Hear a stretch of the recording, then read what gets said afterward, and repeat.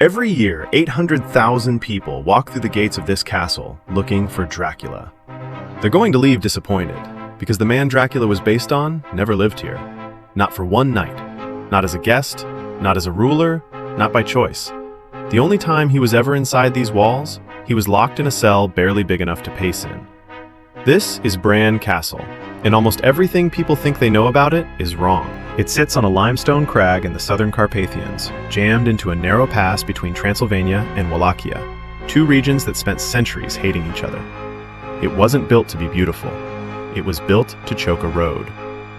Every cart that moved through that gorge, grain, weapons, anything, had to pass through whoever controlled this fortress.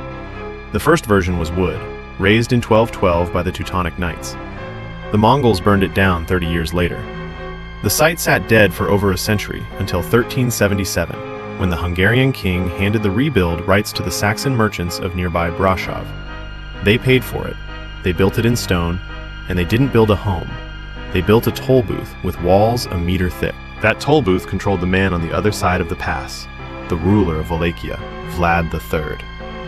History calls him the Impaler, the world calls him Dracula, but Vlad's actual seat of power was 60 miles south, at Ponari, a castle so vertical that tourists today climb almost 1,500 steps just to see the ruins.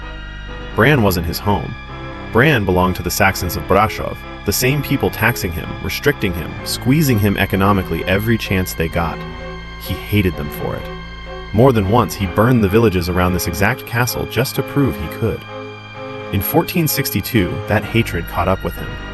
Losing ground to the Ottomans, Vlad was captured by the King of Hungary and sent here.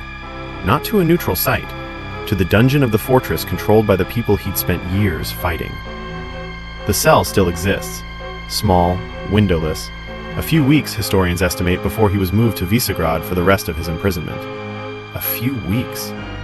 That should have been a footnote. But 4 centuries later, an Irish novelist named Bram Stoker, who never once set foot in Transylvania, came across a sketch of Bran's silhouette while researching a vampire novel. He matched it to his villain's castle. The legend stuck to the wrong building, and it never let go. The dungeon isn't even the darkest room here. One floor up, in a section most tour guides quietly walk past, sits what's essentially a private torture museum. An Iron Maiden, a spiked interrogation chair, a stretching rack. Not props, real instruments used on real people whose names were never written down. Those meter-thick walls were built to absorb cannon fire. Turns out they were just as good at absorbing sound. For 2 centuries, that's all this place was, a war machine made of stone. A hidden staircase let soldiers move floor to floor unseen during a siege. A watchtower gave a full 360-degree view of the pass, so nothing could approach without being spotted. Ottoman raids, noble power struggles, Wallachian skirmishes. And it wasn't only enemies doing the damage. In 1593, the powder mill exploded. In 1617, a storm tore the roofs clean off. Every time, it got patched, reinforced, and put back to work. Then, in 1920, the entire identity of the building flipped. Brașov gifted the castle to Queen Marie of Romania, and she did something nobody had tried in 700 years. She turned a fortress into a home. Fireplaces, wooden balconies, an English garden planted on ground that used to exist only to give archers a clean line of fire. Her daughter, Princess Ileana, grew up inside the same walls that once held a warlord in chains. When World War II reached Romania, she turned the grounds into a hospital for wounded soldiers. And when Queen Marie eventually died, she made one last request. Cut out her heart, seal it in a silver box, and leave it at Bran, the place she said she'd been happiest. That box was carried across the country in 1940, draped in the flags of Romania and England, and laid to rest near the castle. It's still there.